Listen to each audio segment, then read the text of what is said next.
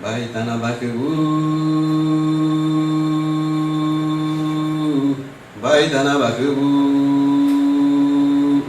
Bakaburuna Buma, Teninawa Ashun, Yasharatanibu, Anusha Inanu, Mi Pokatiru Maha Poka Inanu, Shamaika Bachi, Batiratambaina, Ai, Ai, Ai.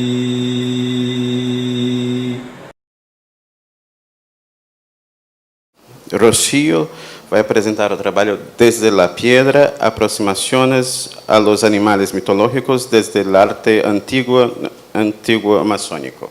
Esto se titula Desde la Piedra, aproximaciones a los animales mitológicos desde el arte antiguo amazónico.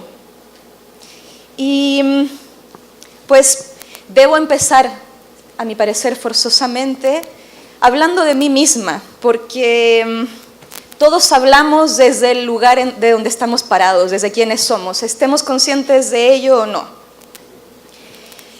Por lo tanto, yo, como una mujer latinoamericana occidentalizada, que tiene raíces en México, en Chile, y que en este momento estoy haciendo una tesis de doctorado sobre animales mitológicos de la antigua América, donde trato de ver en el arte y la literatura prehispánicos las representaciones de animales y en ellas una etología que es propia, un estudio del comportamiento animal. Por lo tanto, considerando mis limitaciones culturales, no puedo venir aquí a comprobar nada ni a demostrar nada, lo digo de antemano. Lo que sí puedo tratar de hacer es entregar una propuesta de lectura para las representaciones de animales, específicamente en los petroglifos de la selva. Una propuesta de lectura para en el futuro yo ponerla a prueba, pero también dejarla en manos de quien quiera utilizarla. A todo esto es la primera vez que yo vengo a la selva y nunca he visto en vivo un petroglifo de la selva. Por lo tanto, esta lectura se mueve inevitablemente en el marco de la metáfora, de la imaginación y de mi cabeza que está llena de lecturas, ¿no?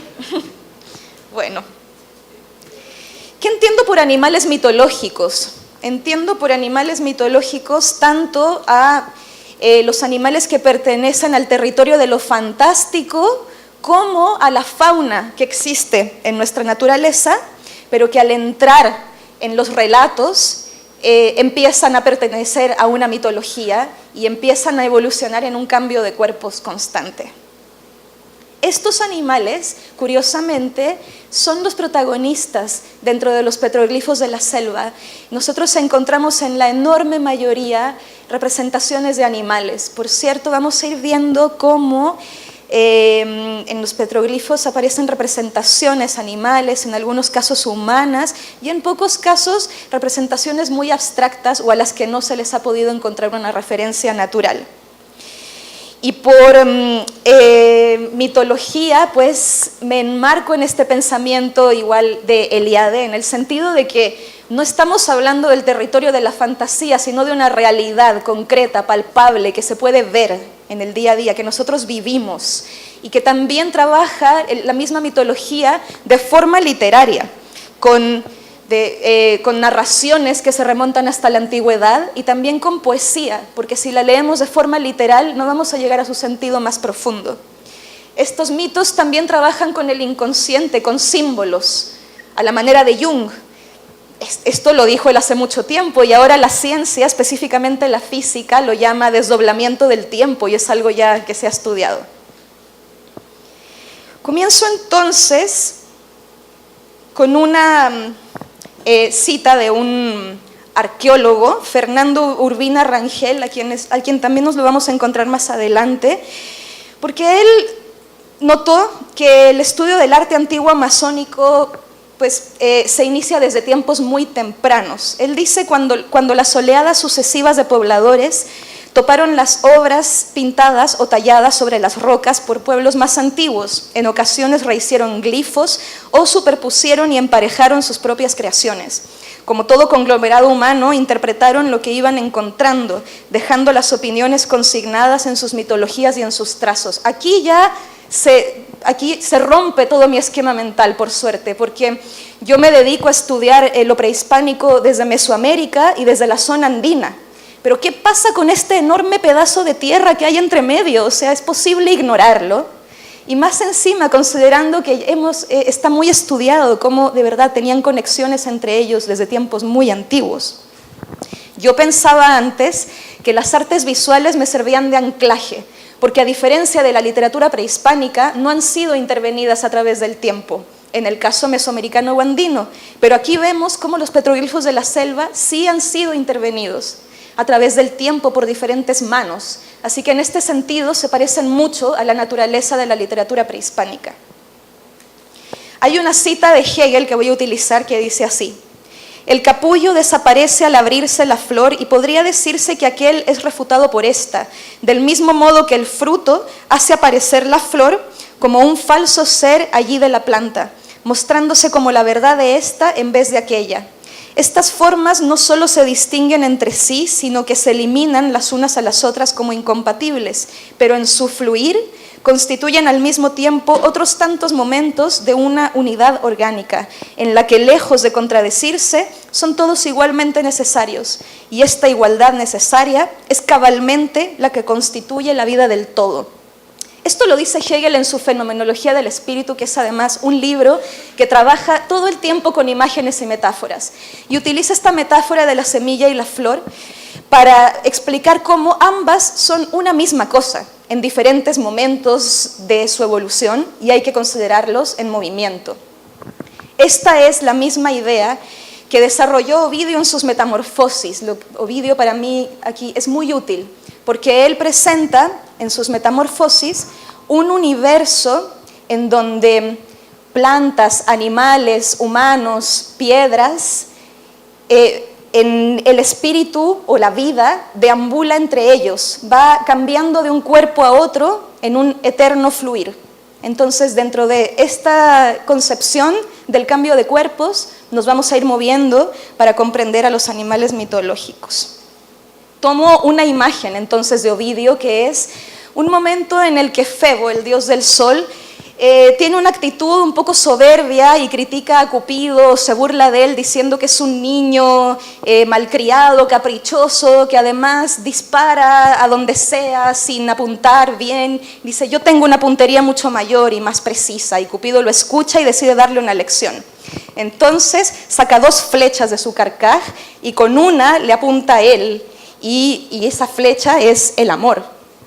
Y con otra apunta a la ninfa Dafne y con ella la traspasa con una flecha que ahuyenta el amor.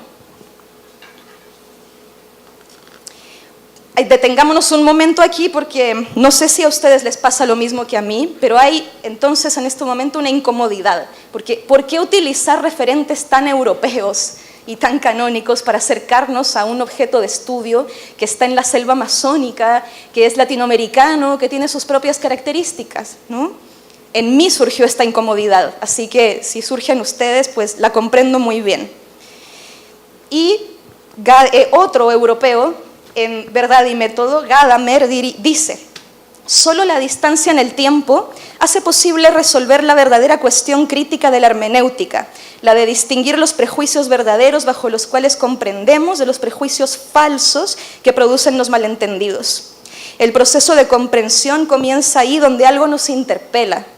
Esta es la condición hermenéutica suprema. Ahora sabemos cuál es su exigencia: poner en suspenso por completo los propios prejuicios. Esto, Gadamer es muy bienvenido aquí porque, como ustedes saben, en su pensamiento hermenéutico, él considera que la distancia en el tiempo que nos aleja de nuestro objeto de estudio, que en este caso es mucha, no debiera ser un impedimento, sino todo lo contrario. Nos vamos acercando al objeto de estudio con una imagen. Él también utiliza una imagen en círculos hermenéuticos. Y en cada círculo vamos utilizando todas las herramientas que esa distancia del tiempo nos va aportando. Entonces, utilizando todas las herramientas que el tiempo nos aporta, podemos justamente enriquecer más nuestra lectura y proponer más cosas para hasta acercarnos al pasado. Miguel León Portilla, el gran prehispanista mexicano, que fue el primero en estudiar lo prehispánico desde la literatura, también fue interpelado con esta imagen que utiliza Gadamer, o fue flechado por Cupido, en el momento en que él estudiaba filosofía y estaba muy interesado por los presocráticos. Y de pronto se dio cuenta que en los poemas aztecas había una filosofía muy similar a la presocrática. Y así fue como entró en ella. Entró a leer la filosofía azteca y justamente los aztecas escribían filosofía en poesía, ¿no? Entonces, de nuevo, no debiera ser un impedimento tomar referencias culturales lejanas, en este caso, o ajenas, si es que las podemos poner a prueba y nos sirven. El mismo Enrique Dussel, que entre paréntesis no es ningún santo de mi devoción, pero en este momento es muy útil, en su Europa, modernidad y eurocentrismo, nos dice que algo muy interesante, que no voy a leer la cita para ir más rápido, pero él nos dice que la modernidad nace realmente en 1492, con el descubrimiento de América. Él no es el primero en decir esto, pero sí explica muy bien una construcción, un discurso que tienen los europeos que ya está instalado, que es esta idea de que Grecia sea la cuna de la civilización occidental. ¿Qué es eso? Si Grecia no era Occidente, ¿no? Grecia era Oriente, Grecia era otra cosa. Pero, sin embargo, en este esquema de Grecia, Roma, Europa que ellos construyeron, les fue muy útil a finales del siglo XVIII, para los alemanes, dice él, una construcción, por lo demás, bastante racista, cuando en verdad el modelo europeo debería ser Europa, Roma, Constantinopla, recordando que las civilizaciones antiguas de Europa consideraban a Europa como un pueblo bárbaro, y en verdad el poder el cultural y de pensamiento venía de Asia, en África el muy desarrollado Egipto y luego el mundo musulmán. Así que todas estas mitologías griegas, pues deberíamos partir leyendo la epopeya de Gilgamesh, estudiando a los egipcios y todo esto. Entonces, vamos a ir acercándonos ahora sí a nuestro objeto de estudio, ¿no? Porque, como les decía, desde tiempos muy antiguos hay relaciones entre el mundo prehispánico mesoamericano y andino y el área amazónica. El mismo Fray Gaspar de Carvajal, uno de los primeros expedicionistas del Amazonas, notó cómo en Omagua, una zona que él recorrió, habían unas representaciones hechas de cobre que él dice que se parecían mucho a las que usaban los indios del Perú, y también unas estructuras tejidas de tamaño gigante con fibra de palmera, que eran iguales, piensa él, a las de los incas del Cusco, y él no se podía explicar tal cosa, ¿no? Me detengo aquí porque hay por lo menos 4 problemas que debiéramos tener muy en cuenta para ahora sí penetrar en la selva y encontrarnos con los petroglifos. El primer problema es que en la Amazonía no tenemos, hasta el momento al menos, algo así como un equivalente al Popol Vuh maya, al Huehuetlatolli azteca, a los dioses y hombres de Huarochirí, en el caso quechua, que son como, se pueden leer en el sentido de Biblias de esas culturas, ¿no? No tenemos un equivalente a esto, un texto antiguo que compile conscientemente toda la mitología de la Amazonía, lo cual por un lado puede ser un problema porque nos entregaría más herramientas de lectura, pero por otro lado nos da mucha más libertad. En los estudios prehispánicos a veces se cae demasiado en la tentación de encajar todo en estos relatos, dentro de estos libros, a veces muy a la fuerza, ¿no? Por otro lado está el problema de la misma naturaleza, la naturaleza de la selva, que se come constantemente a estos petroglifos y a las otras manifestaciones de artes visuales, desaparecen. Lo mismo sucede en el caso incaico o maya, pero por un lado son estructuras muy monumentales, así que si uno se sube a una pirámide maya, uno ve a lo lejos cerritos y uno sabe que hay debajo pirámides, uno sabe dónde rascar. En este caso, como por un lado no hay estructuras monumentales y por otro lado la selva de verdad es incontenible, se ha ido devorando a estas manifestaciones, las va ocultando y también duran menos a través del tiempo, ¿no? Eso me lleva al tercer problema, que es el fechado de las obras, de los petroglifos. No podemos saber a ciencia cierta de qué época eran, porque el gran recurso del carbono 14 es muy útil para ver de qué época son las cosas, pero solo se puede aplicar en materiales orgánicos. Cuando uno va a una pirámide de México, uno sabe aproximadamente de qué época era, porque alrededor hay entierros y restos de rituales, de cerámica, de esqueletos, y es ahí donde se aplica el carbono 14, y en relación a eso más o menos se deduce de qué época era la pirámide. Así que aquí no sabemos a ciencia cierta de qué época estamos hablando, sabemos que son muy antiguos.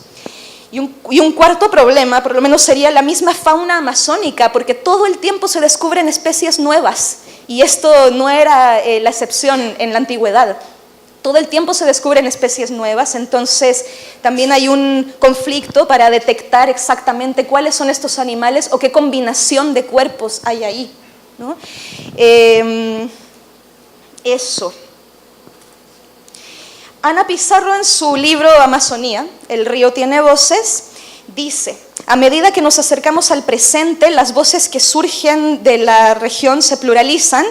Al comienzo, en el momento de las primeras exploraciones occidentales del siglo XVI, podíamos recurrir solo a las voces del poder que recuperamos a través de la sobrevivencia de documentos y publicaciones.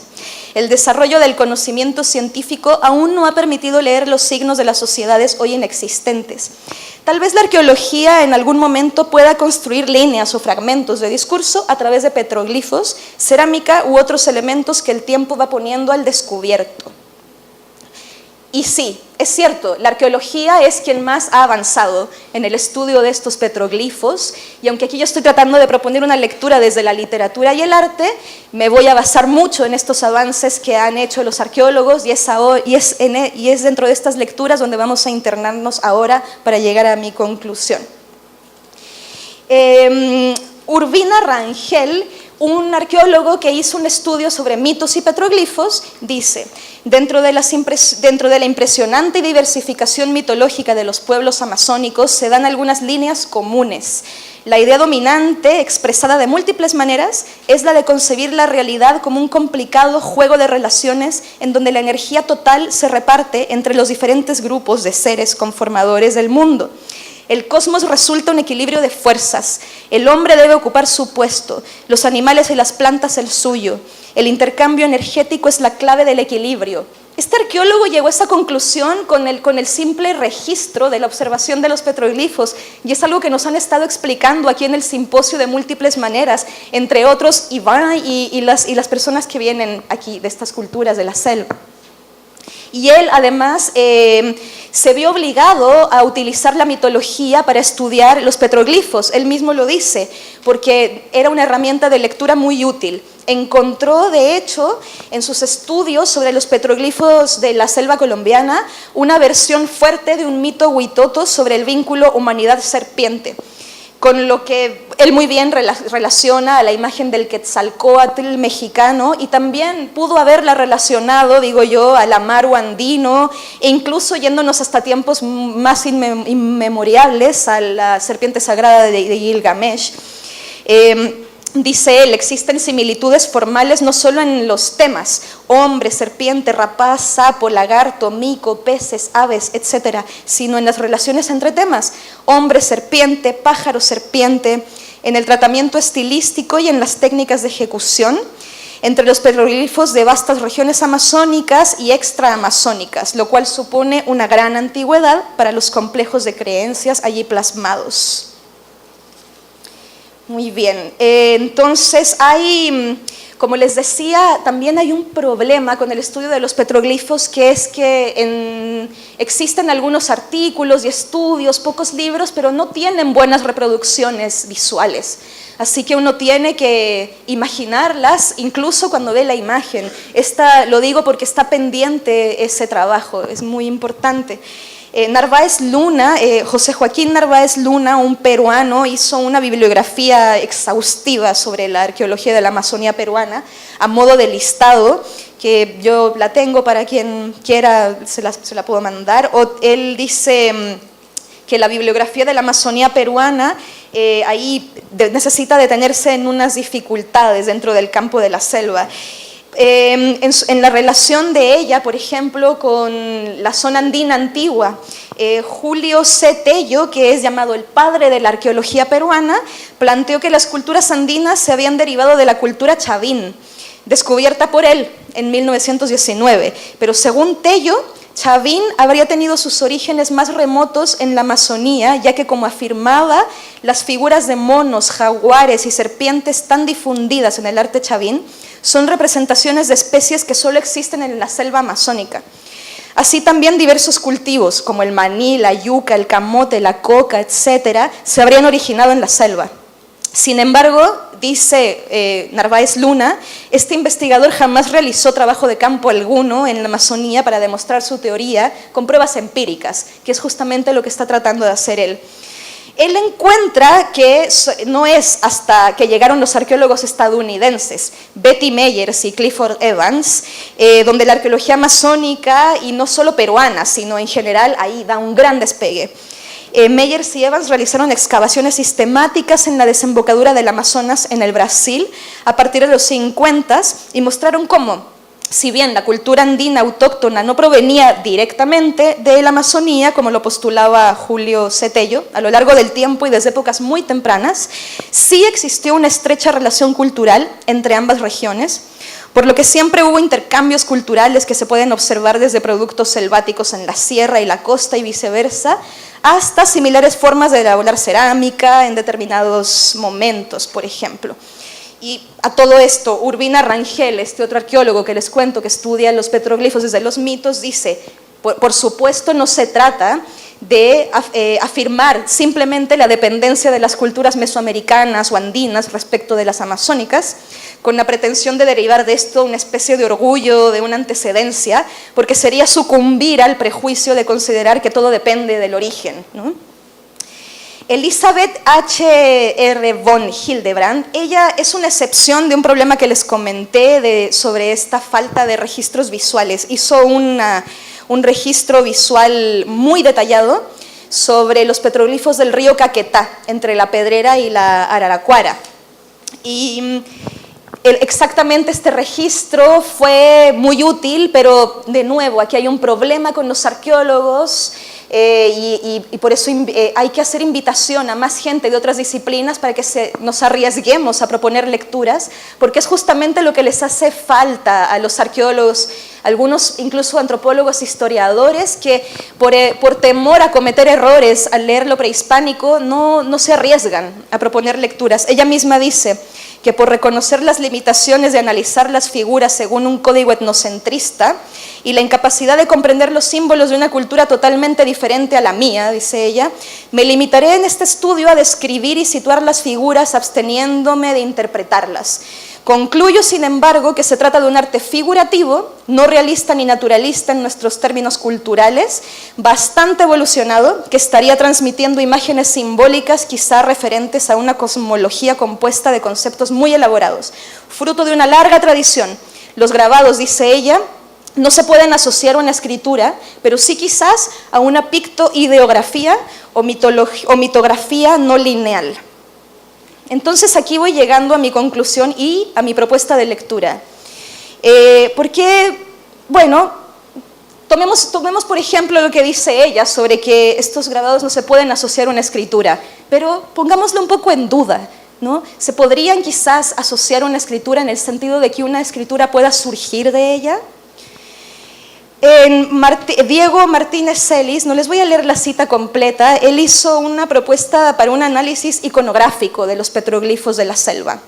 Y me parece muy útil partir por algo tan básico y tan simple como un análisis iconográfico en el sentido de la descripción y el tratado descriptivo o colección de imágenes, que es lo que han hecho estos arqueólogos en su mayoría, partir de ahí, de algo tan simple como acercarse y mirar, que es lo que dice Beatriz de la Fuente, la gran prehispanista mexicana que fue la primera en proponer una lectura a lo prehispánico únicamente desde el arte, no desde la arqueología, ni la antropología, ni la historia, que son las que más se han hecho cargo de estas cosas.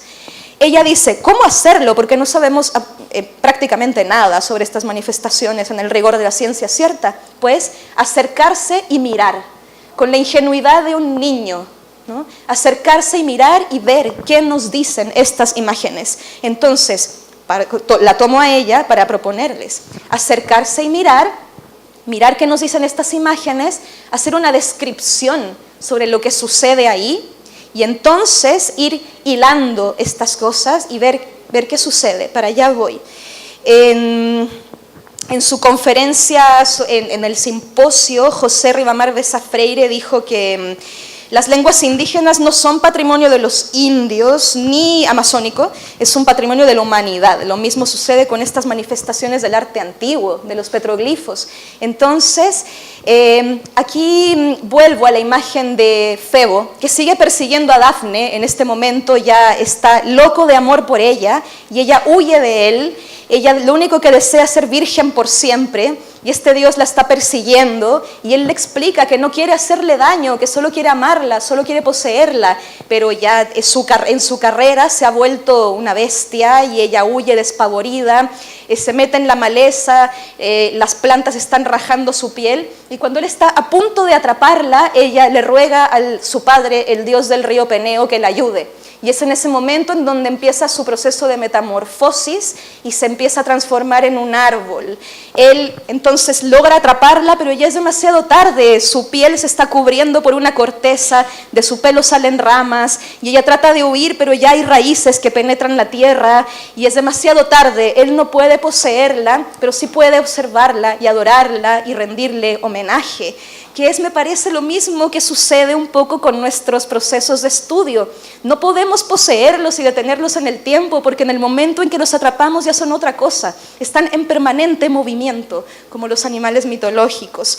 Entonces, tomemos esta imagen del árbol para volver a los círculos hermenéuticos de Gadamer y a la imagen de la semilla y el árbol en Hegel, e imaginemos unos círculos concéntricos que nos van acercando a nuestro objeto de estudio. Yo propongo aquí, no es por supuesto la única propuesta, podemos proponer diferentes figuras. Propongo aquí la imagen de la espiral para tomar justamente lo que se ha hecho de Mesoamérica y de la zona andina e ir incorporándolo en estas lecturas dentro del área amazónica y tomar los relatos de las personas que viven en la selva, las mitologías universales, el estudio del comportamiento animal y toda aquella disciplina que ustedes quieran aportar, ir tomando cada cosa en las lecturas de los petroglifos y uniendo todo esto en un relato de relatos, un relato que no tiene un principio ni un final claro, sino que está en permanente evolución y que se puede abrir permanentemente también.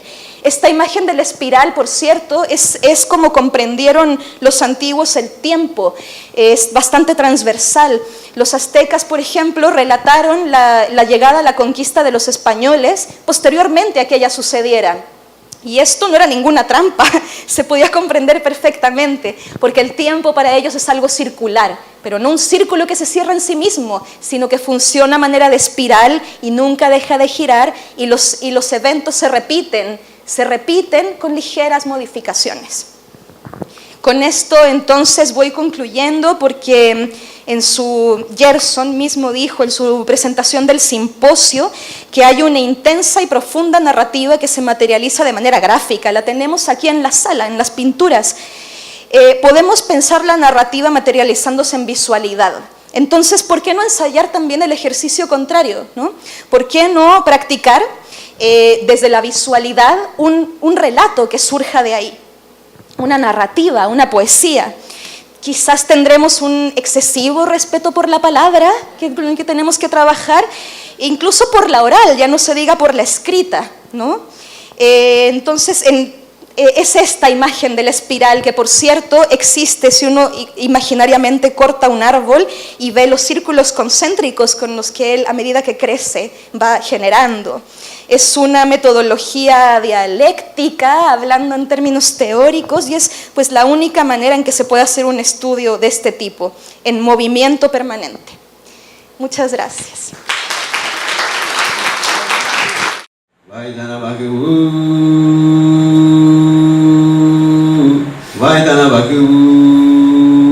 Bhagavaru Nabuma Chashopanu Asho Ashura Tanibu Hanushura Inanu Pokatirama Hanapuka Inanu Ramaika Bachi Utiratambaina O Ai O Ai O Ai